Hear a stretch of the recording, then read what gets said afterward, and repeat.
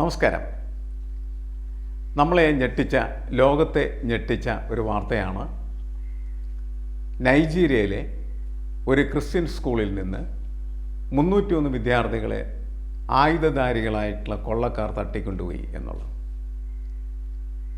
ആ തട്ടിക്കൊണ്ടുപോകൽ ബന്ദിപ്പണത്തിന് വേണ്ടിയിട്ടാണ്, മോചനദ്രവ്യത്തിന് വേണ്ടിയിട്ടാണ്. എന്നുവെച്ചാൽ കുട്ടികളെ തട്ടിക്കൊണ്ടുപോകുന്നു, അവരുടെ ബന്ധുക്കളോട് സംസാരിക്കുന്നു, പണം വാങ്ങുന്നു, കുട്ടികളെ തിരിച്ചയക്കുന്നു.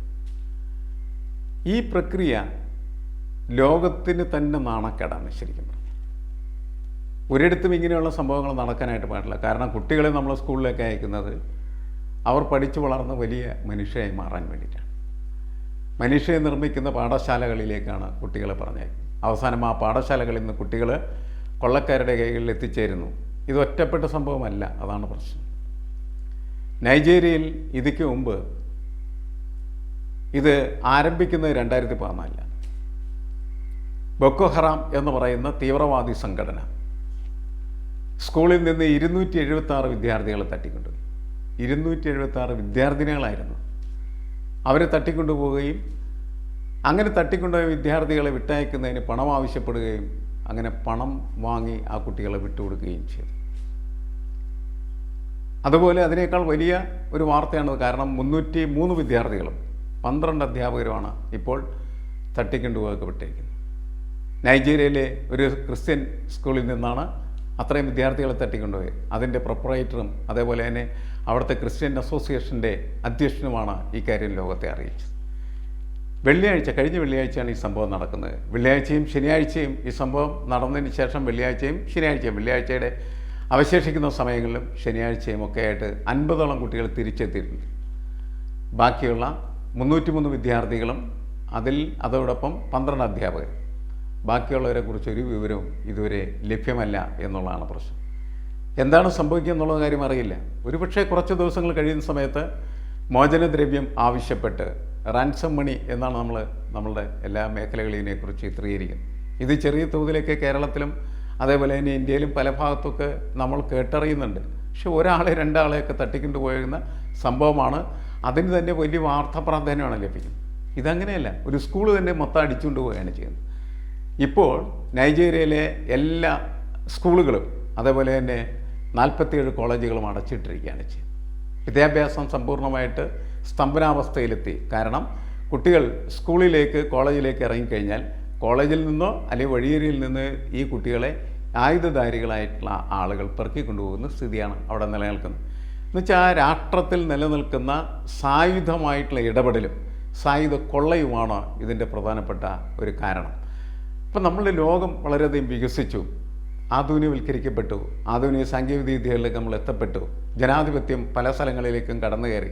അതിനിടയിൽ ജനങ്ങളുടെ തന്നെ സമ്മതി വാങ്ങുന്ന സ്വേച്ഛാധിപത്യവും പ്രവർത്തിക്കുന്നുണ്ട് എന്നുള്ളതൊക്കെ ശരിയാണ്. പക്ഷേ അതിനിടയിൽ ഒരു കൊള്ളക്കാരുടെ വാഴ്ച അല്ലെങ്കിൽ തോക്കിൻ മുനയിൽ ജീവിതം വളരെ വലിയ തോതിൽ പന്താടപ്പെടുന്ന ഒരു സമൂഹം. ഭയചകിതമാണ് ആ സമൂഹം എന്നുള്ള കാര്യം നമ്മൾ മനസ്സിലാക്കി. നമ്മളുടെ ഇവിടെ നിന്ന് പല അധ്യാപകരും അവിടുത്തെ സർവകലാശാലകളിലൊക്കെ പഠിപ്പിക്കാനായിട്ട് പോകാറുണ്ട്. വലിയ ശമ്പളം കിട്ടും എന്നുള്ളതിൻ്റെ പേരിൽ അവർ എന്നോട് പറഞ്ഞിട്ടുള്ളത് എന്താണെന്ന് വെച്ചാൽ, പുറത്തിറങ്ങിയാൽ തീർച്ചയായിട്ടും കയ്യിലുള്ള മുഴുവൻ നഷ്ടപ്പെടാതിരിക്കാൻ ശ്രമിച്ചാൽ ജീവൻ നഷ്ടപ്പെടും. അങ്ങനെ പിടിച്ചുപറിക്കാരുടെയും കൊള്ളക്കാരുടെയും ഇടയിലാക്കായിരിക്കും പുറത്തിറങ്ങിക്കഴിഞ്ഞാൽ നമ്മൾ എത്തപ്പെടുക. അതുകൊണ്ട് പുറത്തു പോകാൻ പാടില്ല എന്ന് അധികൃതരിൽ നിർദ്ദേശമുണ്ട്. ആ നിർദ്ദേശമനുസരിച്ച് മാത്രമേ പ്രവർത്തിക്കാറുള്ളൂ എന്നാണ് പറയുന്നത്. ഇന്നത്തെ കാലത്തും ഇതേപോലെയുള്ള കൊള്ളക്കാരുടെ തോക്കിൻ മുനയിൽ ജീവിക്കുന്നതായിട്ടൊരു ജീവിതമുണ്ട് എന്നതും അതോടൊപ്പം അത് ഏറ്റവും കൂടുതലായിട്ട് ഭയപ്പെടുത്തുന്ന വിദ്യാർത്ഥി സമൂഹത്തെയാണ് എന്നുള്ളതും ആധുനിക കാലത്തെ ലോകം വളരെ ഗൗരവമായിട്ട് പരിശോധനയ്ക്ക് വിധേയമാക്കേണ്ടതാണ്. ഏതാണ്ട് 1500-ലധികം വിദ്യാർത്ഥികളെ ഇതുവരെയായിട്ട് നൈജീരിയയിൽ നിന്ന് ഇതുപോലെ തട്ടിക്കൊണ്ടുപോയിട്ടുണ്ട് എന്നതാണ് കാര്യം. ഈ 1500 പേരെയും തട്ടിക്കൊണ്ടുപോയത് പണത്തിന് വേണ്ടിയിട്ടാണ്. പണം കൊടുക്കുന്നതിൻ്റെ ഫലമായിട്ട് ആ കുട്ടികൾ തിരിച്ച് സുരക്ഷിതരായി അവർ വീട്ടിലെത്തപ്പെടുകയും ചെയ്തിട്ടുണ്ട്.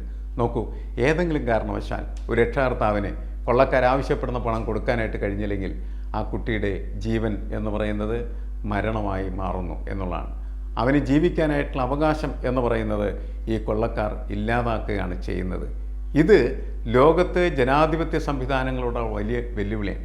കഴിഞ്ഞ ദിവസം അമേരിക്കൻ പ്രസിഡന്റ് ഡൊണാൾഡ് ട്രംപ് ഈ വിഷയത്തിൽ ഇടപെടും എന്ന് പറയുന്നുണ്ട്. ഡൊണാൾഡ് ട്രംപ് ഇക്കാര്യത്തിൽ ഇടപെടുന്നതിനെക്കുറിച്ച് അദ്ദേഹം സംസാരിച്ചിരുന്നു. അദ്ദേഹം ആ പ്രശ്നം അവതരിപ്പിക്കാൻ പ്രധാനപ്പെട്ട കാരണം അവിടെ ഇപ്പോൾ തന്നെ ഈ കുട്ടികൾ തട്ടിക്കൊണ്ടുപോകപ്പെട്ടിരിക്കുന്ന ഒരു ക്രിസ്ത്യൻ സ്കൂളിൽ നിന്നാണ് എന്നുള്ളതാണ്. ഇപ്പോൾ നൈജീരിയയിൽ നിലനിൽക്കുന്ന ക്രിസ്ത്യാനികളും മുസ്ലിങ്ങളും തമ്മിലായിട്ടുള്ള സംഘർഷം ഇതിൻ്റെ പിന്നിലുണ്ട്.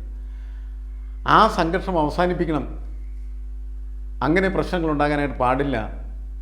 ഇതേപോലെ തോക്കുധാരികളും കൊള്ളക്കാരും സമൂഹത്തിൽ അഴിഞ്ഞാടുന്ന സ്ഥിതിവിശേഷം മാറണം. ഈ ഭീകരാന്തരീക്ഷം അവസാനിപ്പിക്കാൻ വേണ്ടി നൈജീരിയൻ ഭരണകൂടമായിട്ട് സഹകരിച്ചുകൊണ്ട് തന്നെ വേണമെങ്കിൽ സൈന്യ നടപടികളിലൂടെ ഈ പ്രശ്നങ്ങൾക്ക് പരിഹാരം കാണാം എന്ന് ഡൊണാൾഡ് ട്രംപ് വാക്കിലൂടെ പ്രസ്താവന നടത്തിയിട്ടുണ്ട്. ഒരുപക്ഷെ അത് ഗുണകരമായി മാറിയേക്കാം. അമേരിക്ക അതിൻ്റെ അകത്ത് ഇടപെടുകയും അവിടെ സമാധാനം കൊണ്ടുവരുന്നതിന് വേണ്ടിയുള്ള പ്രക്രിയയിൽ അദ്ദേഹത്തിൻ്റെ പട്ടാളം ഇടപെടുന്നു എങ്കിൽ കുറേ കൂടി സ്വീകാര്യമായിട്ടുള്ള കാര്യമായിട്ട് അതിനെ ആളുകൾ കണക്കാക്കാം. പലയിടങ്ങളിലും അമേരിക്ക പോയി ഇടപെടുന്നത് സമാധാനത്തിന് വേണ്ടിയല്ല, യുദ്ധത്തിന് വേണ്ടിയിട്ടാണ്. അവരുടെ യുദ്ധത്തിൻ്റെ ആയുധങ്ങൾ വിറ്റഴിക്കുന്നതിന് വേണ്ടിയിട്ടാണ്. പക്ഷേ ഇവിടെ ഒരു സമാധാനത്തിന് വേണ്ടിയിട്ടുള്ള ഇടപെടൽ ഉണ്ടാവുകയാണെങ്കിൽ അത് നല്ലതാണ് എന്ന് നമുക്ക് പ്രതീക്ഷിക്കാം.